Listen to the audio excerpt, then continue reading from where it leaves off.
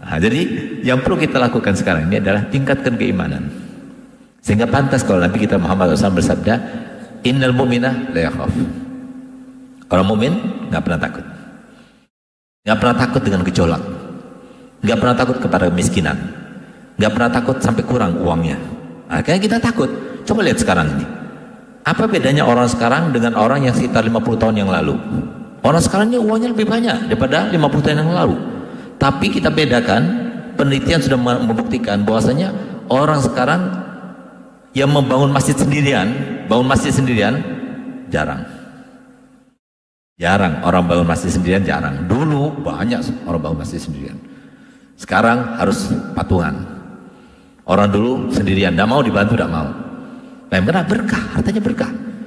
Tapi orang dulu nggak mau dia dibantu. Dia pengen bangun surga dia sendiri. Aneh capek kok. Ngapain dia bantu-bantu? Biarkan anak-anak. Kalau anak nggak mampu, silakan bantu. Ya itu orang dulu. Nah sekarang coba mau bangun, pikiran untuk mau bangun itu nggak ada. Padahal uangnya ada. Mau bangun masjid itu ada. Tapi kenapa nggak mau bangun? Takut.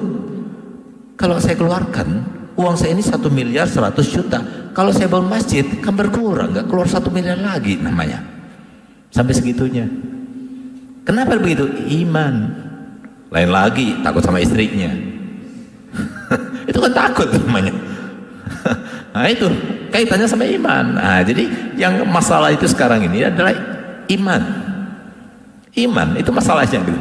Jadi harus kita kuatkan keimanan. Jadi kalau sudah kuat iman, nggak masalah. Gejolak itu nggak jadi masalah. Gejolak ekonomi, gejolak ini, peperangan dan sebagainya, nggak ada masalah. Coba lihat orang dahulu. Itu Sayyidina Salman Al-Farisi, sahabat Nabi yang paling sangat luar biasa, termasuk pahlawan yang sangat luar biasa. Dia tidak pernah pulang dari peperangan kecuali dengan kemenangan.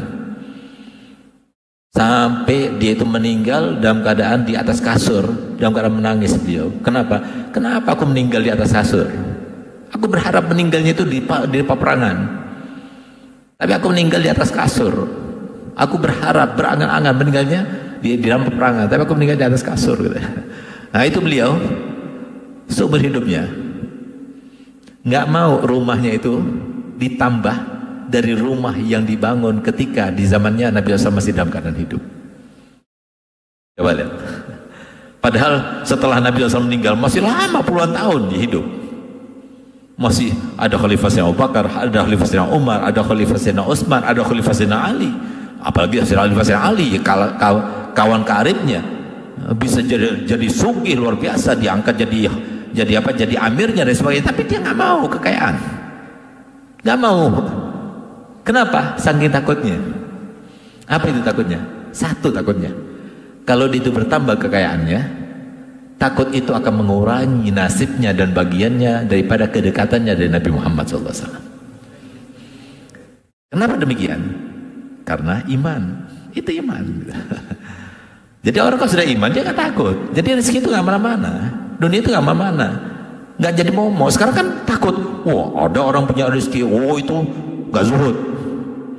Ada orang nggak ada rezekinya, oh itu zuhud. Padahal rezeki itu nggak mana-mana. Kalau memang rezekinya dia, itu sudah Allah tentukan. Allah uji dia dengan rezekinya. Ada orang yang rezekinya sedikit, Allah uji dengan rezekinya sedikit tuh. Gitu. Jadi nggak bakal mana-mana, nggak bakal lari itu rezeki. Yang dikasih rezeki Allah kasih, yang nggak dikasih rezeki Allah kasih. Semua ujian, yang ini ujian, nggak bakal lari, nggak bakal. Nah, jadi cuma yang dikasih rezeki sedikit Allah uji dengan keimanan, yang ini Allah uji juga dengan keimanan. Jadi nggak bakal lari. Cuma masalahnya orang yang nggak punya iman itu loh. Dan sekarang ini, ya mohon maaf, bukan kita itu suudzon, tidak. Tuh, jadi krisis krisis ekonomi dan sebagainya itu kenapa begitu mendasar sampai mohon maaf gitu. Sekarang ini sampai ada pertanyaan begini. Pertanyaan itu menguji. Pertanyaan itu membohongi. Pertanyaan itu nyeleneh. Pertanyaan itu coba-coba. Pertanyaan itu menghina kepada saya gitu loh. Jadi kayak gini, Ustaz, saya terpaksa nih gitu. Saya perlu uang karena krisis. Saya mau minjam uang di bank, boleh nggak? Terpaksa nih, terpaksa gitu. Jadi tanya-tanya inat namanya, tanya inat gitu. Saya sudah tahu dia hukumnya riba gitu. Hukumnya riba, cuma dia mau tanya-tanya doang gitu. Mau tanya gini. Sampai segitunya. Nah, kenapa? Gak ada iman. Dia nggak takut sama Allah. Nggak takut sampai dia berani seperti itu. Jadi sampai mempermainkan agama, mempermainkan syariah gitu. Seakan-akan Allah Ta'ala nggak melihat yang semacam itu, mempermainkan syariah gitu. Nah ini kan contoh kayak gini. Padahal Nabi SAW sudah mengatakan bahwasanya riba itu dosanya sama seperti berzina dengan ibunya sendiri. Jadi banyak cara, silakan. Jadi semuanya bisa bekerja, semuanya bisa cari uang, asalkan dia itu mau. Gengsinya itu taruh dulu, egonya itu taruh dulu. Yang penting kita bisa cari uang.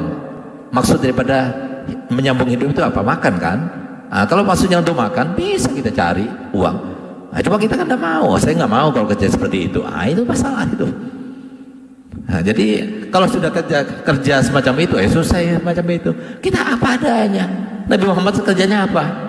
Kita kan pernah dengar bagaimana ceritanya Nabi SAW ketika mencari di rumah nggak ada makanan, kemudian pergi Nabi SAW ke Yahudi. Nggak mau pergi kepada sahabatnya. Kalau pergi kepada sahabatnya, pasti Nabi SAW tidak boleh bekerja. Nabi akan diberikan, tapi Nabi nggak mau pergi sahabatnya. Pergi mana? Ke Yahudi. Untuk apa? Untuk Nabi setiap pengambilan air di sumur, maka Nabi dapat satu biji kurma. Kenapa pergi jauh-jauh ke Yahudi? Kok nggak datang kepada sahabatnya? Dia nggak mau minta-minta. Pasti dikasih oleh sahabat Nabi. Coba lihat bagaimana. Kenapa kita nggak mau meniru Nabi?